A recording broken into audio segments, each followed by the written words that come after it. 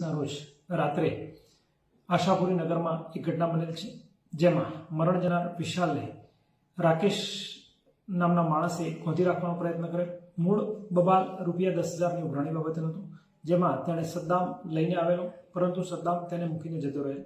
ત્યારબાદ રાકેશ અને વિશાલ વચ્ચે પૈસા બાબતે ચકમક જરતા રાકેશે વિશાલને હત્યા કરેલી, જેની હત્યામાં કુમાર અને હરીશ નાવે પણ મદદગારી કરેલી.